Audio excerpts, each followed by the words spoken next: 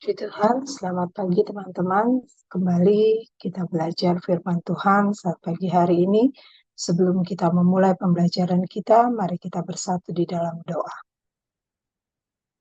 Terima kasih Tuhan Yesus yang baik. Kami bersyukur Tuhan untuk penyertaan-Mu di sepanjang istirahat malam kami. Hingga kami semua boleh bangun dengan tubuh sehat, kuat lagi yang baru daripada-Mu. Terima kasih Tuhan, kami percaya Tuhan damai sejahtera-Mu, sukacita-Mu, anugerah-Mu terus boleh menjadi bagian hidup kami Tuhan Yesus. Kami bersyukur ya Tuhan untuk kami boleh menjadi penikmat-penikmat anugerah-Mu. Terima kasih Tuhan, terima kasih saat pagi hari yang indah ini juga Tuhan Yesus.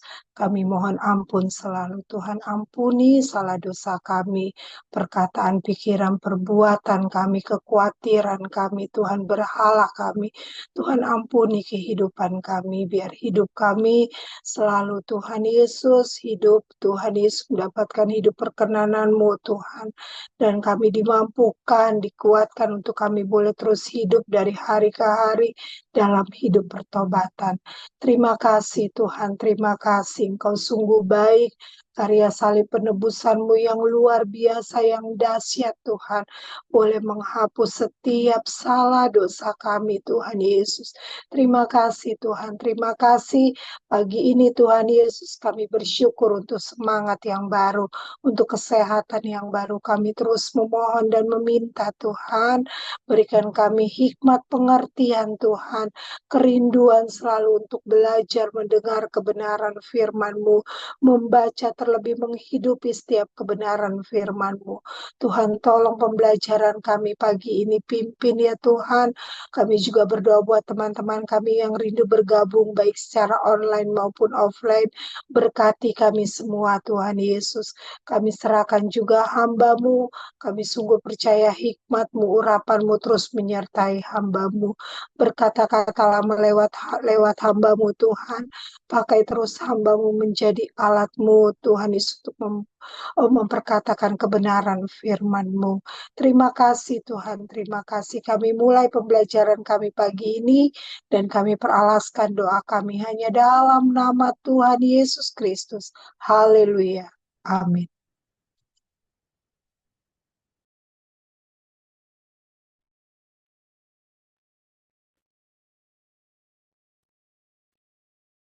Puji Tuhan, oleh kemurahan Allah, kita kembali bisa belajar kebenaran firman Tuhan. Kita masuk kepada bagian ketiga dari doktrin kesembuhan ilahi. Kita akan melihat pagi hari ini kesembuhan ilahi sebagai bagian dari keselamatan. Oleh kemurahan Tuhan saja, kita masih bisa belajar,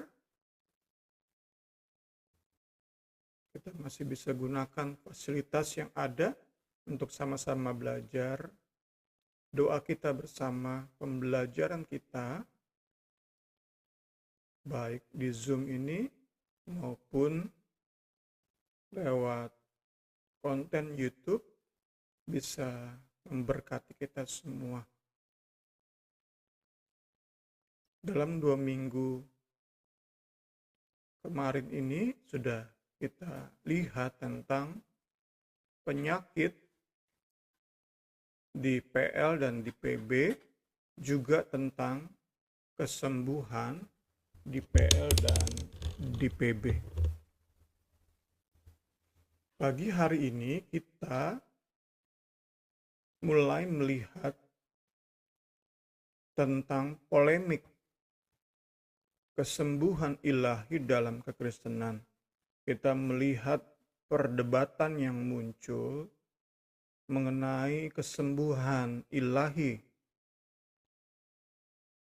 Karena itu judulnya di bagian kita ini, kesembuhan ilahi, itu kita yakini sebagai bagian, karena ada sebagian teolog mengatakan kesembuhan ilahi tidak merupakan bagian dari keselamatan yang Yesus kerjakan di Kalvari.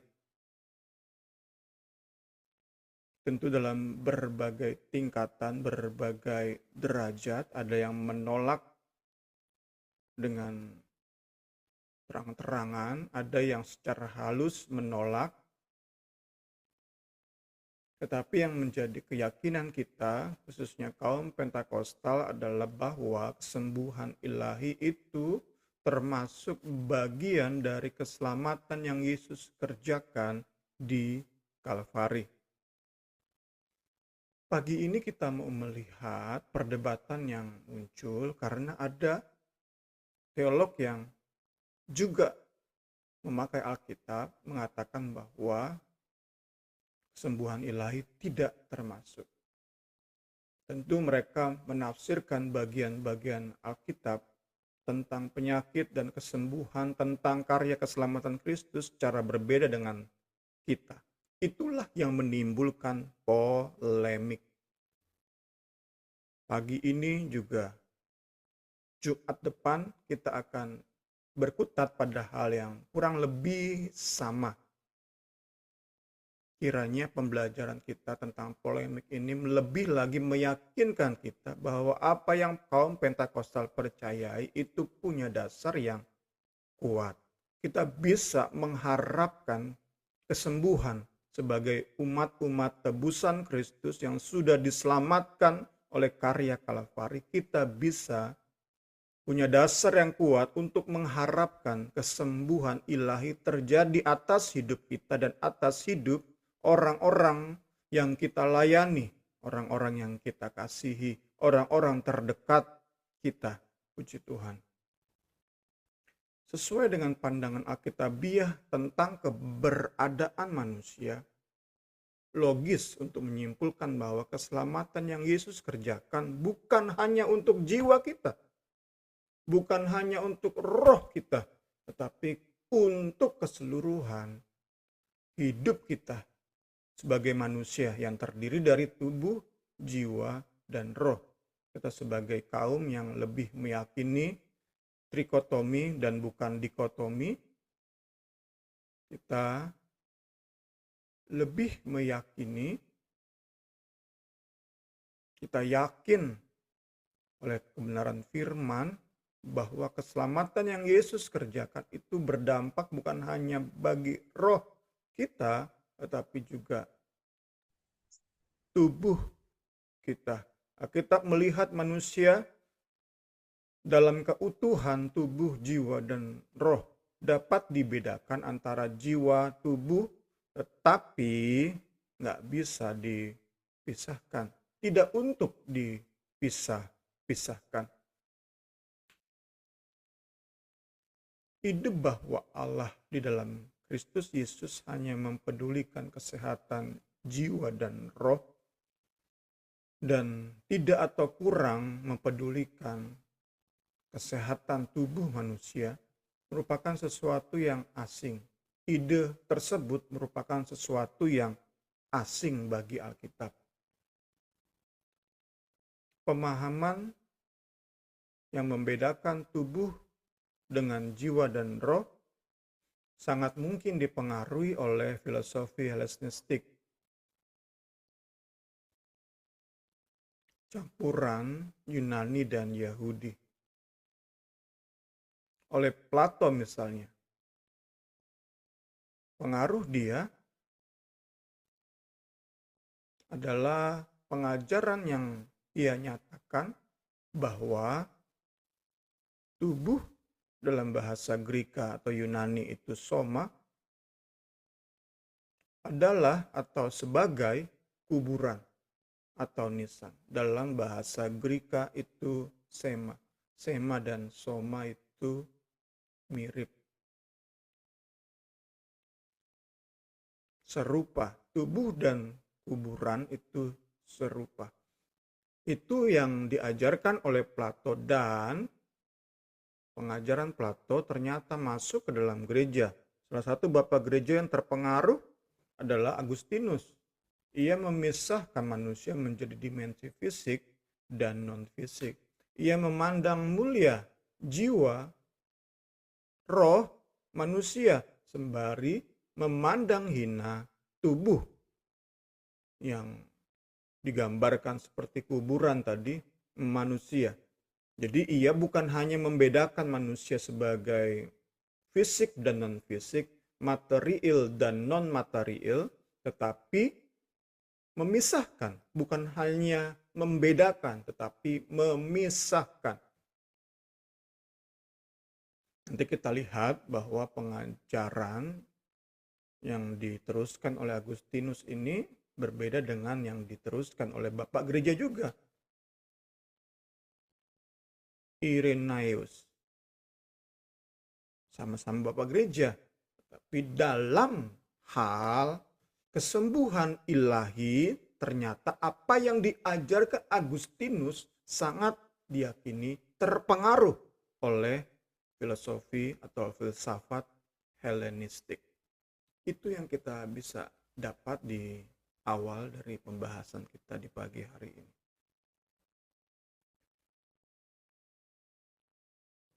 Agustinus itu pengaruhi Calvinisme, pengaruhi Reform. Jadi kita dapat lihat fakta bahwa mereka sulit, khususnya yang konservatif banget, yang keras banget, itu sulit untuk mengikut sertakan kesembuhan jasmani sebagai hak yang kita peroleh ketika Yesus sudah mati bagi kita. Itu sulit untuk diterima oleh aliran yang terpengaruh oleh Agustinus. Contohnya John Stott menyatakan kesembuhan nggak termasuk dalam karya pendamaian Kristus. Demikian pula dengan Millard Erickson. Mereka menafsirkan tentu secara keliru ayat-ayat tentang kesembuhan ilahi. Namun demikian, sekali lagi, bukan hanya di kalangan Pentakosta, ternyata pemahaman bahwa Alkitab melihat manusia itu utuh, bukan hanya jiwa yang diurusi, diperhatikan oleh Allah dengan memberikan anaknya, tetapi juga tubuh. Karena Alkitab, Allah melihat kita manusia secara utuh, bukan hanya jiwa roh kita yang diurusi, tubuh kita pun ia perhatikan.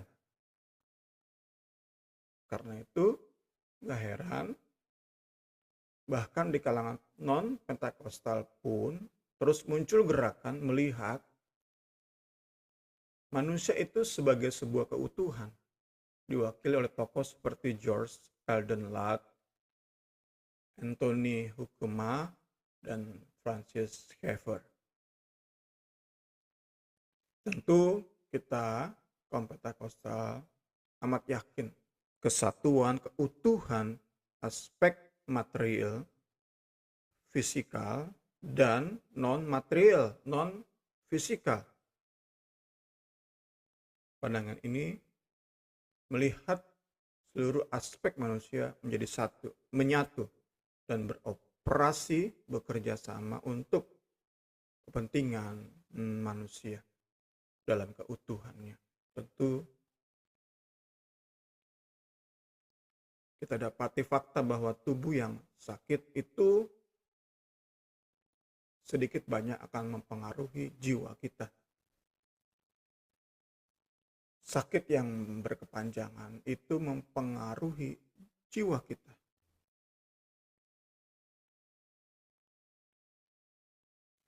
Apa maksudnya?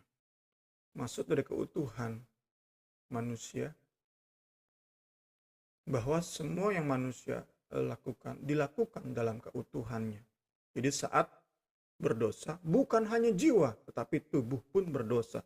Demikian sehingga bukan hanya jiwa yang butuhkan pengampunan, tubuh kita pun butuh pengampunan yang Yesus kerjakan di Kalvari. Karena itulah pemahaman yang memisahkan tubuh, jiwa, dan roh perlu kita koreksi. Pemahaman yang bisa kita katakan berasal dari Plato, masuk ke dalam gereja, perlu kita koreksi. Karena pemahaman ini akan menghalangi orang percaya untuk memahami dan mengalami keseluruhan kekayaan kabar baik Kristus. Saat kita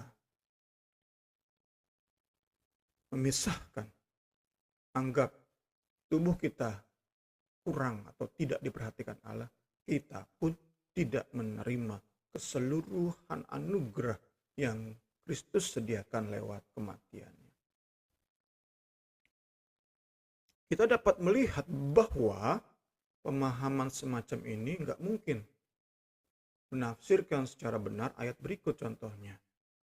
Semoga Allah damai sejahtera menguduskan kamu seluruhnya, dan semoga roh, jiwa, tubuhmu terpelihara sempurna dengan tak bercacat pada kedatangan Yesus Kristus Tuhan kita. Paulus mendoakan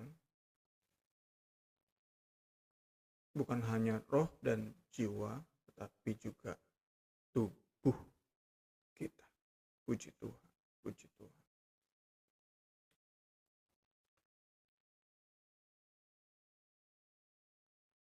Dua ayat yang sering disalah mengerti akibat pengaruh tadi ya, pemisahan tadi, adalah Yesaya 53 ayat 4 dan 5 dan 1 Petrus 2 ayat 24. Kita lihat dulu ayatnya. Ia sendiri telah memikul dosa kita di dalam tubuhnya di kayu salib, supaya kita yang telah mati terhadap dosa hidup untuk kebenaran. Oleh bilur-bilurnya kamu telah sembuh. Sembuh di sini dilihat oleh mereka yang meyakini bahwa kesembuhan nggak termasuk dalam karya pendamaian Kristus.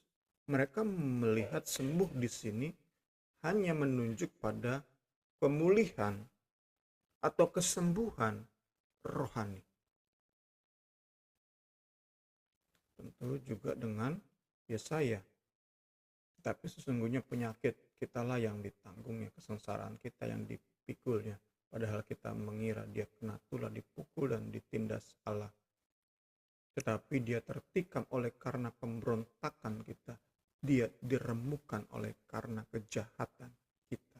Ganjaran yang mendatangkan keselamatan bagi kita ditimpakan kepadanya. Dan oleh bilur-bilurnya kita menjadi sembuh.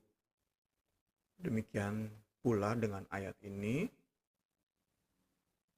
tokoh seperti Millard Erickson tadi meyakini bahwa Yesus tidak secara literal, tidak benar-benar menanggung penyakit kita, tetapi menanggung di sini dalam arti Yesus berempati terhadap penyakit yang manusia derita, yang umatnya derita. Yesus tidak menanggung penyakit kita, tetapi Yesus benar-benar merasa sedih, sakit dengan penyakit yang kita derita.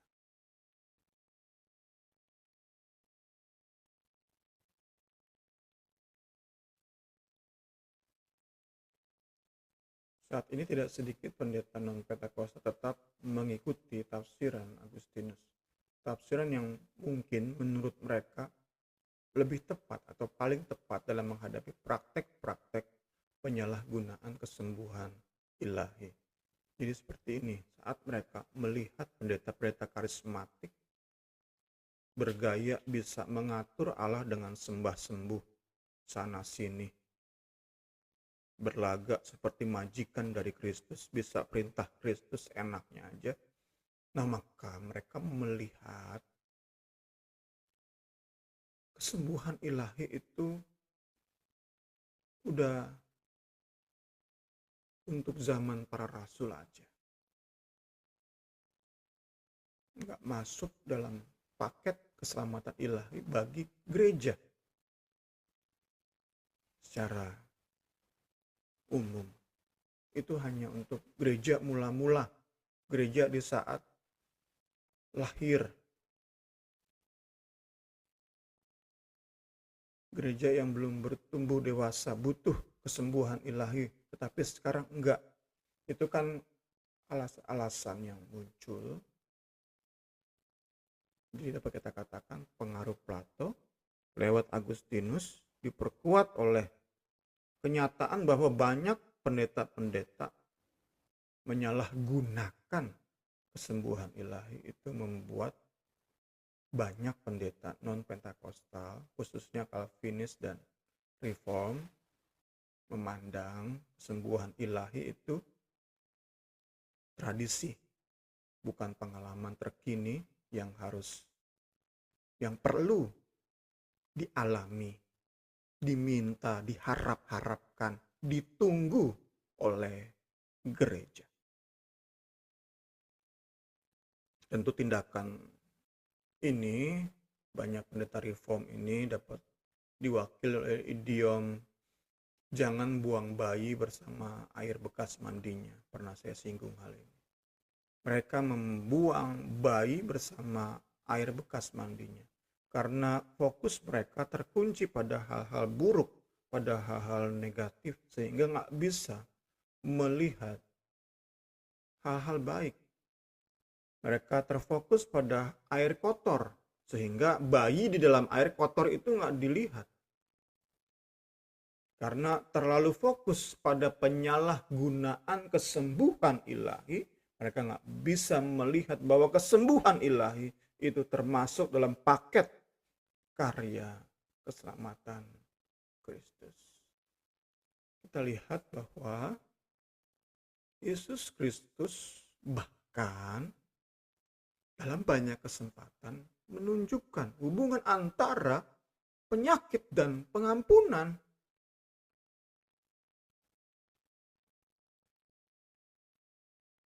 Contohnya di salah satu kesembuhan, mujizat kesembuhan di kota Kapernaum.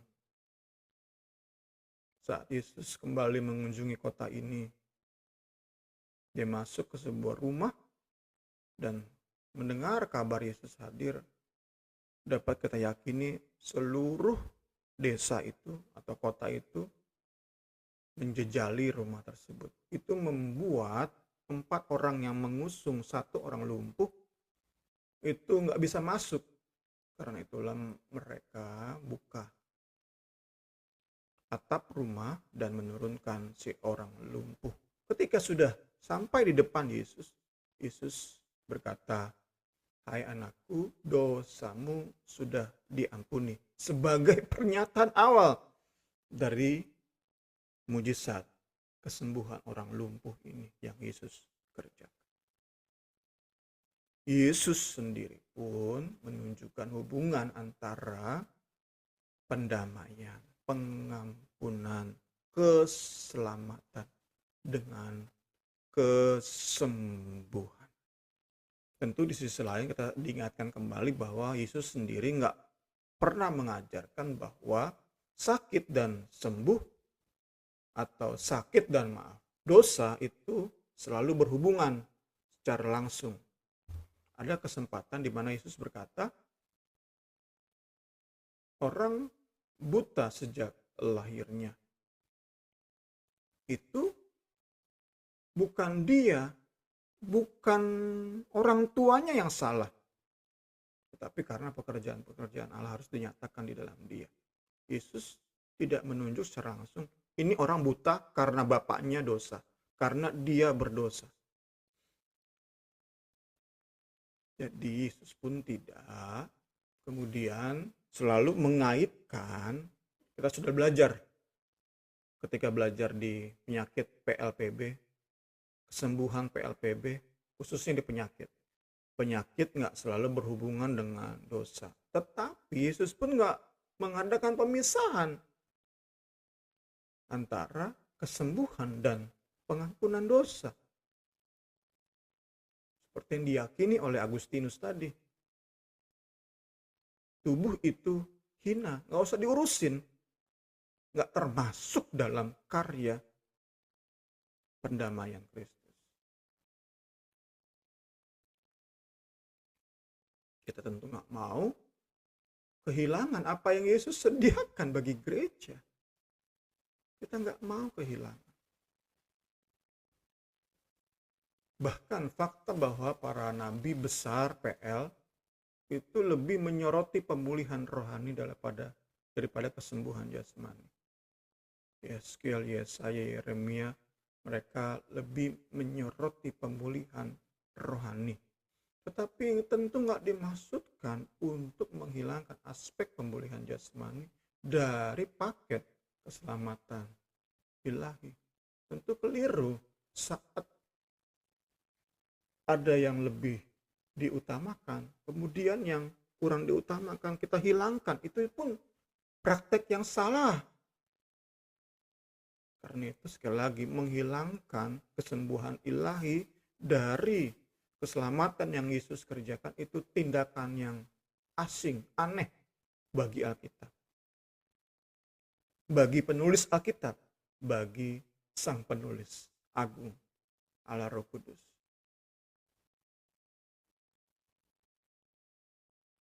Kita masuk lebih dalam. Penggenapan penuh memang itu baru terjadi di momen Yesus datang kembali. Gimana tubuh kita itu nggak akan sakit lagi. Tubuh kebangkitan yang akan kita terima itu membuat kita nggak mungkin sakit lagi. Nggak ada rasa nyeri, perih, ngilu, dan lain-lain sebagainya. Tidak ada kanker, flu, tidak ada benjolan, tidak ada tumor, tidak ada radang, apapun yang kita alami sampai detik ini. Itu penggenapan penuh. Tetapi realita, kenyataan kerajaan Allah, kuasa kerajaan Allah, otoritas kerajaan Allah, dampak kerajaan Allah itu bahkan sekarang telah hadir. Bahkan sekarang telah hadir. Puji Tuhan, puji Tuhan, puji Tuhan.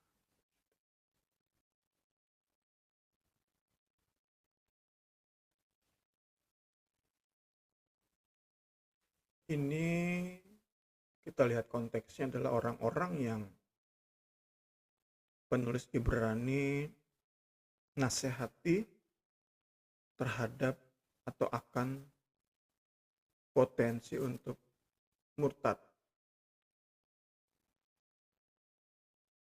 Nanti kita bisa lihat, teman-teman bisa lebih lanjut konteks dari ayat ini. Kita bicara tentang kesembuhan itu sebagai sesuatu yang kita bisa rasai sedikit dari karunia-karunia yang penuh kuasa dari zaman yang akan datang ketika kita terima tubuh kebangkitan. Kita sudah bisa merasai lewat kesembuhan ilahi. Bahkan tentu kita mau belajar yang disembuhkan itu bukan kita. Mari kita coba rasai saat kesembuhan itu dinikmati oleh orang lain. Kita rasai, nikmati, sedikit mengecap. Terjemahan baru katakan mengecap karunia-karunia yang penuh kuasa dari zaman yang akan datang. Kita memang belum menikmati sepenuhnya, tetapi kita sudah bisa mulai mengecap. Semakin dahsyat kesembuhan yang kita saksikan atau bahkan kita alami, itu tentu semakin kerasa kecapan karunia yang akan kita nikmati di zaman yang akan datang. Puji Tuhan, puji Tuhan. Telah hadir realita kerajaan Allah. Memang penggenapan penuh itu nanti Yesus datang kedua kali. saat Ia mengaruniakan tubuh kebangkitan bagi kita masing-masing. Tetapi kuasa kerajaan Allah itu sudah ada sekarang. Puji Tuhan. Kesembuhan ilahi selanjutnya kita lihat juga memberi konfirmasi terhadap penggenapan sepenuhnya janji keselamatan di dalam Kristus. Melalui kesembuhan ilahi, Allah meneguhkan kesaksian tentang keselamatan yang besar itu. Bagaimana kita akan luput jikalau kita menyia-nyiakan keselamatan yang sebesar itu, yang mula-mula diberitakan oleh Tuhan dan oleh mereka, murid-murid yang telah mendengarnya, telah melihatnya. Kepada kita dengan cara-cara yang dapat dipercayai. Diberitakan oleh Tuhan, keselamatan itu diberitakan oleh Tuhan, juga dilihat, disaksikan, dinikmati, didengar oleh murid-murid tentu pada awal mulanya. Kemudian sampai kepada penerima surat Ibrani, bahkan sampai kepada kita. Disampaikan dengan cara-cara yang dapat dipercayai. Kemarin Selasa kita sudah singgung, tugas kita adalah sedapat mungkin menyajikan Injil itu selain apa adanya, juga semenarik mungkin. Karena kita sungguh dengan kasih rindu orang-orang percaya pada Injil ini, pada keselamatan yang sebesar itu. Kita sajikan sedemikian rupa, indah, tidak memodif, sebenar-benarnya, tetapi kita sajikan dengan sedemikian persuasif, sedemikian encouraging, meyakinkan, mendorong, membangkitkan semangat. Kita terus belajar tuh. Bagaimana kita menyajikan Injil sebenar-benarnya, tetapi dengan cara-cara yang meyakinkan orang, yang membujuk orang. Itu tugas kita.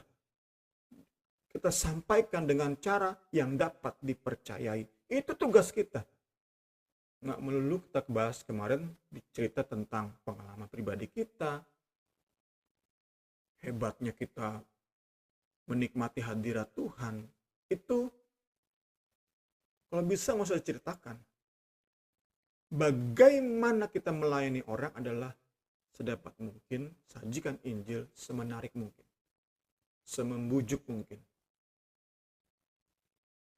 Nah, itu tugas kita. Tugas Allah adalah meneguhkan kesaksian kita lewat tanda-tanda dan mujizat-mujizat. Nah, perlu kan kesembuhan ilahi berarti kan? Perlu. Bagi orang-orang tadi Calvinis dan Reform mengatakan ini hanya di zaman para rasul. Padahal kan tugas menyampaikan Injil ya sampai ke detik ini. Sampai ke zaman kita. Tugas kita sekali lagi dalam melayani sesama, menyajikan Injil sebenar-benar mungkin dengan semenarik, semembujuk mungkin. Dan bagian Allah adalah meneguhkan kesaksian kita oleh tanda-tanda dan mujizat-mujizat dan oleh berbagai-bagai penyataan kekuasaan dan karunia Roh Kudus yang dibagi-bagikan menurut kehendaknya. Ya, inilah kita minta kehendak Allah dinyatakan. Kita nanti-nantikan kehendak Allah dinyatakan. Untuk meneguhkan kesaksian kita. Meneguhkan penyajian Injil kita. Puji Tuhan.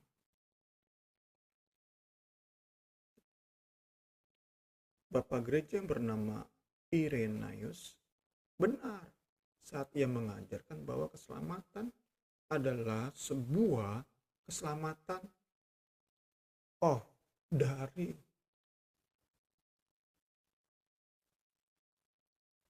keselamatan tubuh kita ini.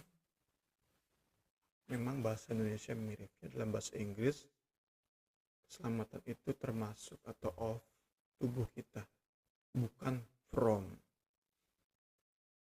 Bukan diselamatkan dari tubuh kita. Tubuh kita ini dilihat demikian indah, jadi yang penting jiwa kita, roh kita, sedangkan tubuh kita ini ya udah dibiarin aja. Enggak, tetapi dilihat oleh Irenaeus, keselamatan itu termasuk keselamatan tubuh kita, of our body, bukan from our body. Pemahaman Alkitabiah inilah yang diyakini dan diajarkan oleh aliran Pentakosta, bahwa kesembuhan ilahi merupakan bagian dari keselamatan Kristus, itu memiliki dasar Alkitabiah yang kuat. Mungkin dua bagian ayat paling penting dari dasar ini adalah bagaimana penulis Injil Matius mengutip Yesaya 53 ayat 4 sampai 5. Ini yang Matius kutip, kita sudah lihat tadi ayatnya, dan inilah kutipan Matius. Hal itu terjadi supaya genaplah firman yang disampaikan oleh Nabi Yesaya. Dialah yang memikul kelemahan kita dan menanggung penyakit kita. Ya, sekali lagi. Calvinis, Reform menafsirkan ayat ini, kelemahan kita, kelemahan rohani. Penyakit kita, penyakit rohani.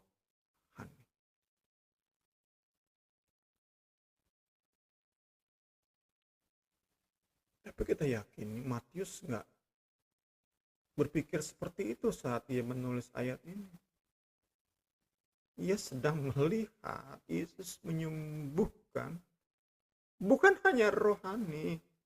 Ia sedang menjadi saksi bagaimana Yesus di banyak tempat menyembuhkan fisik tubuh banyak orang.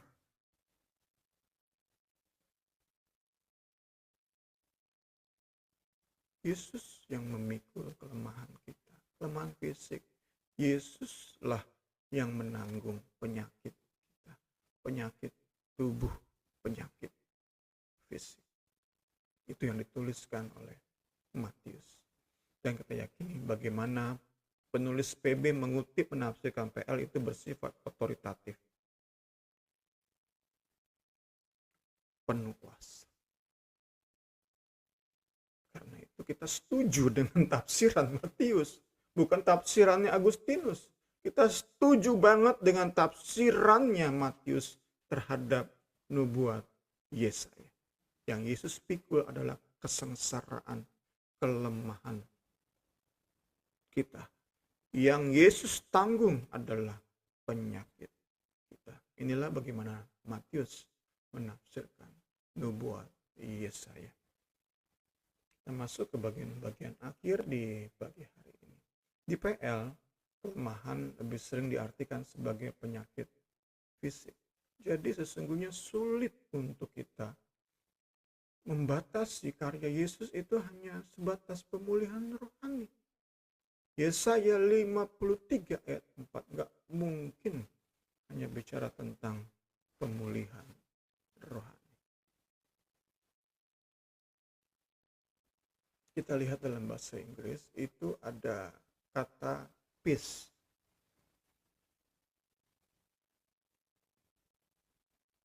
Apa yang mendatangkan peace, shalom bagi kita itu ditanggungkan atas Yesus. Kita bisa sandingkan dengan bahasa Indonesia. Dan dengan bilur-bilurnya, dengan luka-lukanya, kita sembuh. Kita sembuh. Damai, peace, sembuh, healed, itu bicara tentang pemulihan fisik dan jiwa. Apa yang hilang dari manusia setelah jatuh dalam dosa, itu Yesus pulihkan. Dan yang hilang, kita tahu bersama, bukan hanya kemudian manusia kehilangan damai dengan Allah. Keluar dari Taman Eden, Sejak manusia jatuh dalam dosa, manusia pun kehilangan kesehatan. Manusia bisa mati. Dan itu yang Yesus pulihkan. Itu yang Yesus pulihkan. Apa yang mendatangkan damai dan apa yang mendatangkan sembuh, itu ditanggungkan atas Yesus. Yesus tanggung. Yesus tanggung. Apa yang mendatangkan keselamatan utuh bagi keutuhan kita sebagai manusia, bukan hanya jiwa dan roh, tetapi tubuh kita juga. Puji Tuhan, puji Tuhan, puji Tuhan. Segala hormat, kemuliaan bagi Tuhan. Segala hormat, kemuliaan bagi Yesus. Kita masuk paragraf terakhir. Itu berarti damai dengan Allah tidak hanya menjangkau hati kita, tetapi juga menjangkau kemanusiaan kita secara utuh, termasuk tubuh kita. Inilah shalom atau damai sejahtera yang Paulus bagikan di surat-suratnya. Kita lihat salah satu contoh.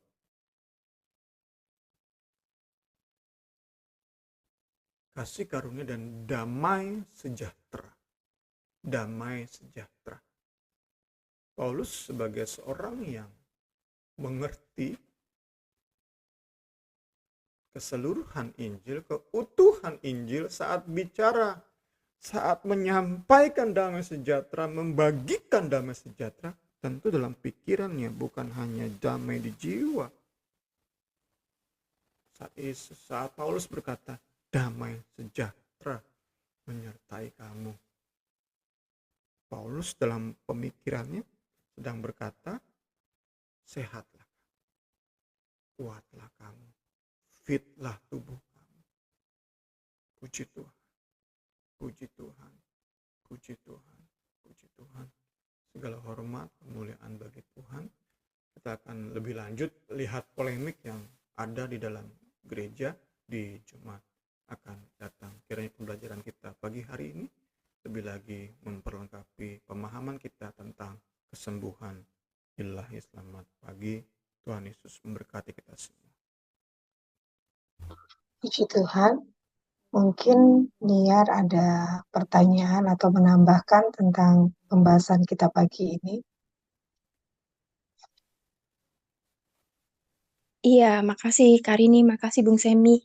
Iya, sama-sama. Kalau dari kesaksian aku sih, memang dalam perjalanan aku ikut Tuhan Yesus itu nggak lepas dari penyakit juga dan kesembuhan yang Tuhan kasih gitu. Ada masa-masa dulu di mana waktu belum ketemu Tuhan itu, belum diselamatkan itu aku badannya kan lemah banget gitu. Terus pernah sakit, kayaknya itu kayak tukak lambung tuh parah gitu, sama asam lambung, sama GERD gitu, sampai nggak bisa jalan, hampir nggak bisa jalan seperti itu, sampai sering sesak nafas gitu.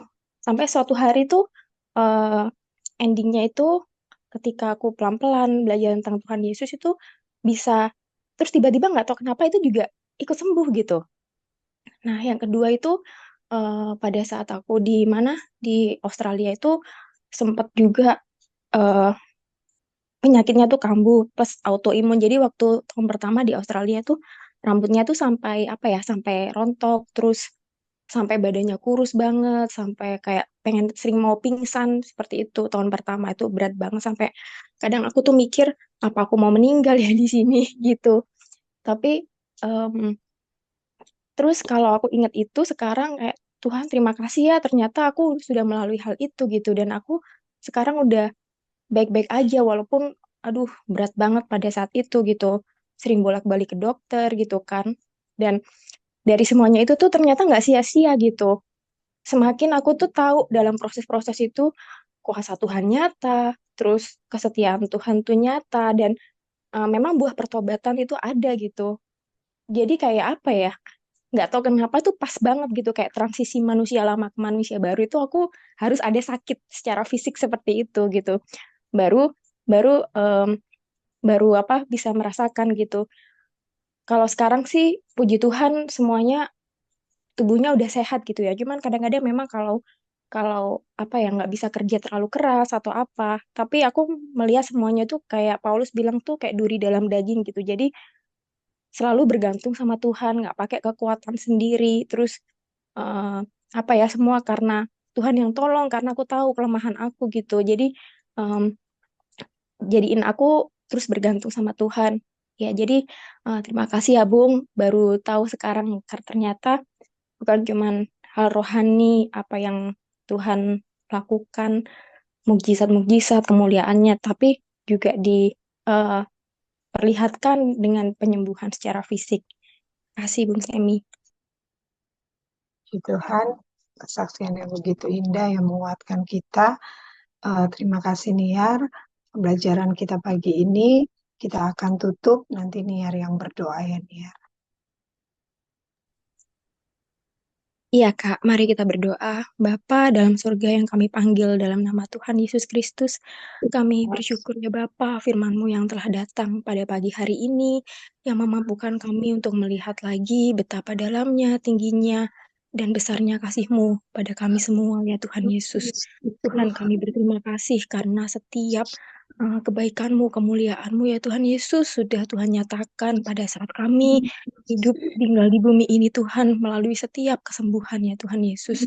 Kami percaya ya Tuhan Yesus, Engkau saja Tuhan Yesus yang boleh Tuhan memampukan kami melihat kuasa kebaikan-Mu, kemuliaan-Mu Tuhan melalui tubuh jasmani kami yang boleh sembuh, boleh menerima kesehatan daripada-Mu Tuhan Yesus. Terima kasih. Kan kami tahu Tuhan Yesus, mungkin kami pun dalam melihat firman Tuhan yang telah kami terima, banyak sekali hal-hal yang kami nggak ngerti ya Tuhan, tapi kami percaya ya Tuhan, firman-Mu yang telah Kau taruh dalam hati kami tidak pernah sia-sia ya Tuhan Yesus. Memiliki hati ya Tuhan Yesus, mata hati untuk melihat lebih lagi, lebih heran lagi ya Tuhan Yesus, kebaikan cintamu, pengorbananmu dalam hidup kami ya Bapa. Ya, Engkau Allah yang hidup, yang terus memberikan kami eh, kebaikan dalam hidup kami, yang terus mengerjakan kebaikan ya Tuhan Yesus dalam hidup kami, hingga kami boleh bertemu Engkau muka dengan muka ya Tuhan Yesus di suatu. Terima kasih ya Tuhan, terima kasih Tuhan Yesus untuk segala hikmat, segala kekuatan, segala support yang Tuhan berikan buat Bung Semi ya Tuhan Yesus, sehingga kita boleh melayani Engkau dengan maksimal sampai hari ini ya Tuhan Yesus. Terus, semuanya hanya karena Roh Allah yang terus bekerja dalam hidup Bung Semi ya Tuhan Yesus. Mampukan ia ya Tuhan Yesus untuk boleh berjalan melayani Engkau, untuk terus menurut dalam segala panggilan yang telah Engkau berikan ya Tuhan kepada keluarga ini. Memberkati lebih lagi keluarga ini ya Bapa, jemaat-jemaat di PDI, jemaat-jemaat siapapun itu ya Tuhan Yesus yang ambil bagian ya Tuhan dalam pelayanan Bung Semi ya Tuhan Yesus. Kiranya kami boleh Tuhan mengenal Engkau lebih lagi, kami boleh diubahkan dalam setiap hati dan hidup kami ya Tuhan Yesus. Kami boleh menjadi pelaku-pelaku firman-Mu ya Bapa. Terima kasih ya Tuhan, kami sudah menerima firman-Mu pada pagi hari ini Tuhan. Tuhan saja yang terus bekerja agar firman-Mu boleh terdengar. Terima Di setiap kasih. kita yang mungkin pagi hari ini tidak hadir Tuhan, tapi Engkau tak terbatas. Kami percaya Tuhan Yesus, Engkau juga yang terus bekerja dalam hati anak-anak-Mu ya Bapa. Terima kasih ya Tuhan, terima kasih. Kami sudah berdoa, kami mengucap syukur hanya dalam nama Tuhan Yesus Kristus. Haleluya. Amin. Amin. Terima kasih.